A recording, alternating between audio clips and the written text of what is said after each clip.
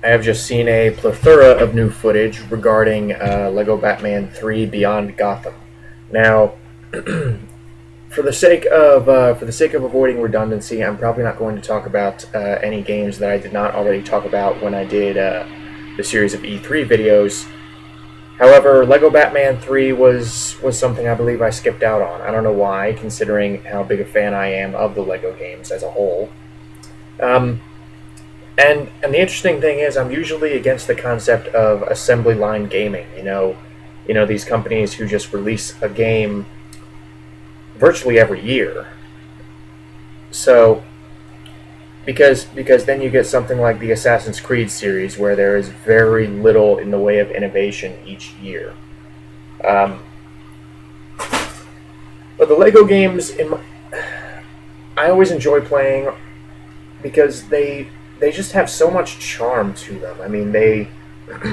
Not only are you taking this brand that has endured for years and years and years in the Lego brand, but also you are putting this comedic spin on these on all of these popular franchises, and actually in many cases making very strong entries, not just satirical entries, just very strong entries in the library of games for each franchise. Like Lego Indiana Jones is one of the best Indiana Jones games out there.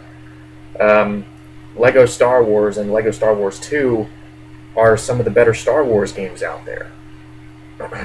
Same with the Lego Batman game, Lego Lord of the Rings. So Lego Batman 3 Beyond Gotham, seeing as we've already spent 2 games in Gotham City, they were going to have to do something new. So I guess Traveler's Tales figured, well, why not take it up into space? Why not do a sort of Justice League story with just Batman at the forefront? Just as the center of the story, or at least one of the driving forces behind the story. Because Brainiac did show up at the end of Lego Batman 2, so the fact that they're following that up, I think could potentially pave the way for a pretty epic game. So what they have revealed so far, and what they have shown in various trailers and gameplay footage, is the feature that obviously you will get to explore many other environments besides Gotham City. You will get to go around space. You get to visit all these different planets. You get to have space battles. You get to play as all of these different members of the Justice League. However, one question that I have had since this game was announced was, how are you going to incorporate the free roaming world into it? Because ever since Lego Batman 2, they've had free roaming. They've had a free roaming feature in all of their games. Lego Batman 2, you could explore Gotham City, and I really liked that about Lego Batman 2. Sure, there was it was a little rough around the edges, namely in a lot of the pop-ins and loading times, but it was fun to explore Gotham City. In Lego Lord of the Rings, it was really fun to explore Middle Earth, this huge Middle Earth. Lego Marvel, it was fun to explore New York City and the helicarrier on above New York City. So I was asking, how are they going to do an open world in space? Are they going to do how can they possibly incorporate as much detail in a space open world as they could with the city open world? Because if you're trying to make a city open world feel alive, in my opinion, is much easier than trying to make a space open world feel alive. Because space is just kind of this empty. It is kind of this empty space. Not to sound redundant, but you kind of get my drift. While a city, there are numerous different buildings, different sections of the city, all these different citizens. You can inject the city with so much personality that I think a lot of the time you can't really do with space by itself. Just not taking into account all of the individual planets. So I was asking, how are they going to do an open world, or or are they even going to do an open world, or are they going to take a step backward, and just have space as this kind of hub world where you just select your level. Now, granted that can work, but it just seems like a major step backward, especially considering how they apparently wanted to go very, very big, and just completely out there for this new Lego game. They really wanted to push the boundaries of what they could do. So to not have an open world feature would seem like kind of a downgrade, like I said. And basically all that's been revealed so far is that something happens in the story that they have not specified yet, for reasons of spoilers, and you will get to explore the lantern worlds. So that kind of got me thinking: are they going to do this sort of Mass Effect thing where the actual space is pretty empty and boring, but it essentially features essentially features as a hub where you can select which planet you want to visit, and then each planet is this kind of smaller open world. So are they going to do something like that? That actually makes more sense than trying to do a space open world.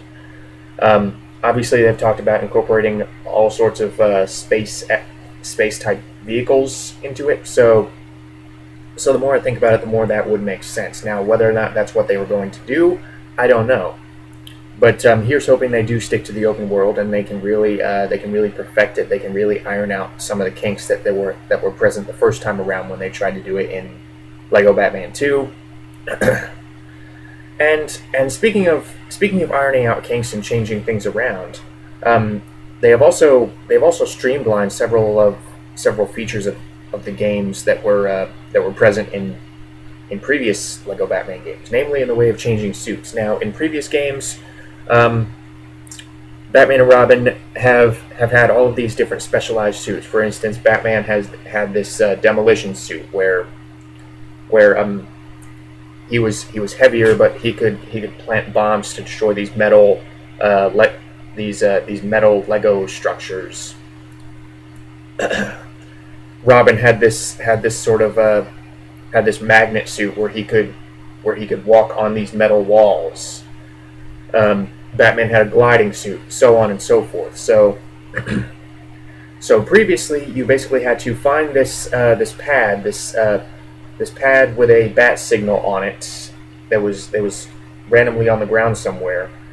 You get on the pad and you push a button and you select which suit you wanna change into, and that could potentially be a bit of a problem in an open world game, or at least a bit of an annoyance, because basically if you have to have a certain suit to solve a certain puzzle, let's say you're in Gotham City and you need the magnet suit, Robin's magnet suit, to solve this particular puzzle. Okay, well you would have to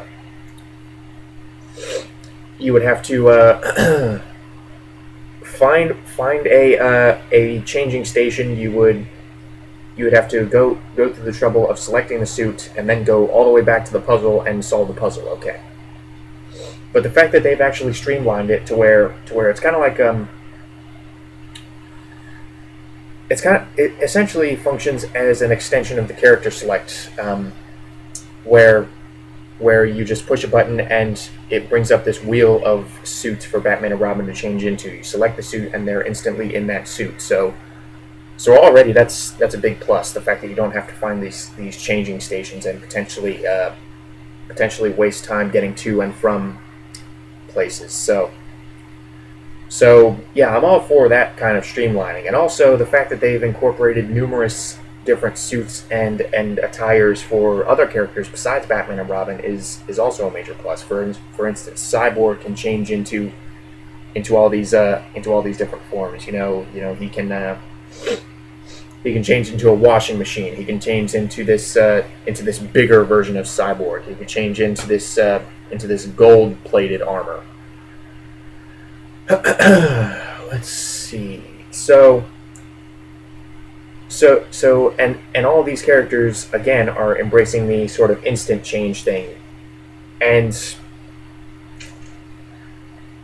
let's see. For instance, and they all have cute little animations slash explanations for how these characters change into suits. For example, if you play as Clark Kent and you want to change into Superman, you select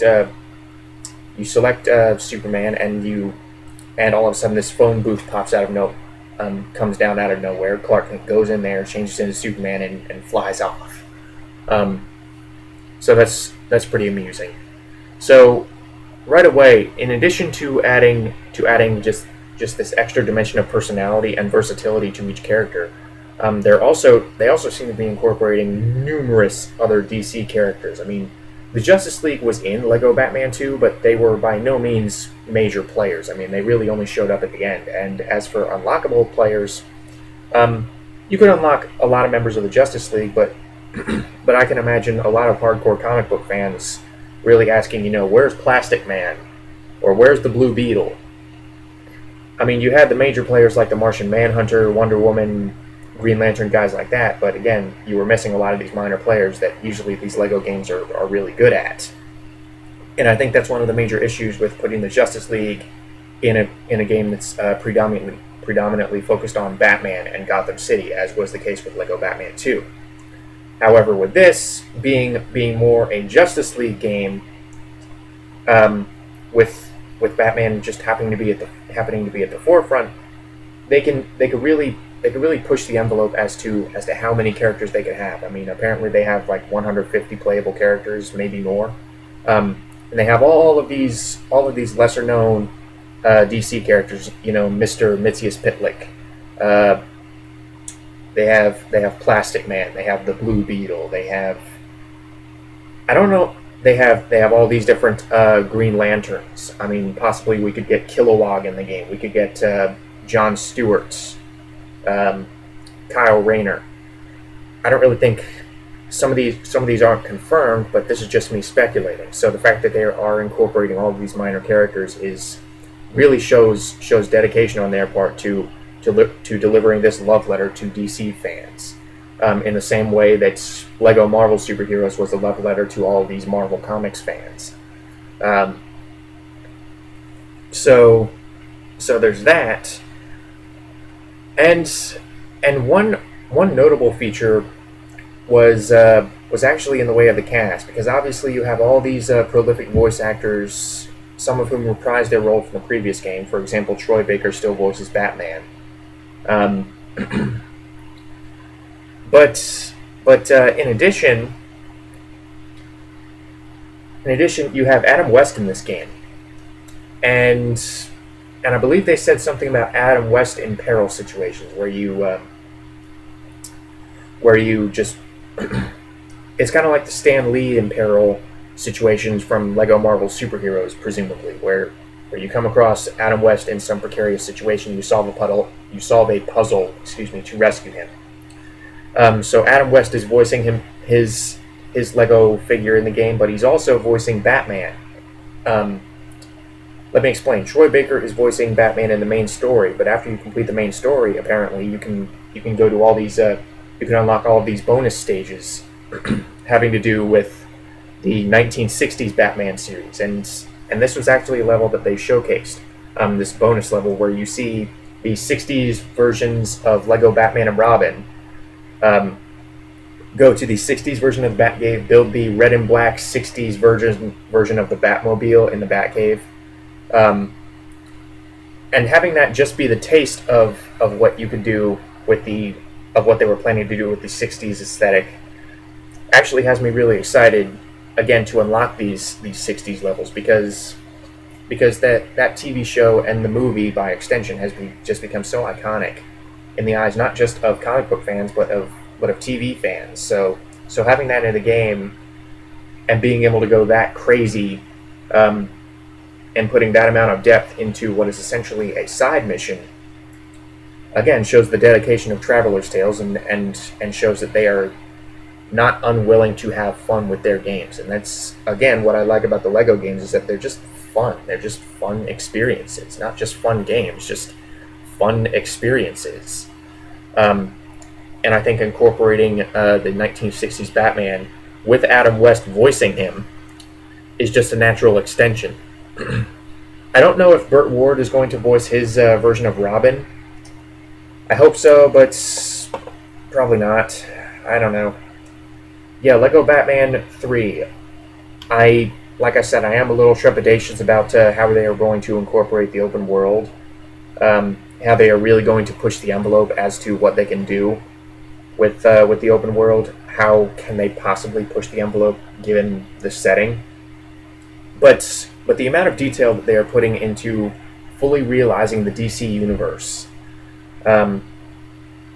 actually has me more siding with them than actually being hesitant to buy it. So yeah, Lego Batman 3 Beyond Gotham looks really good. It looks like Traveler's Tales usually high standards, and hopefully it succeeds in all it sets out to do.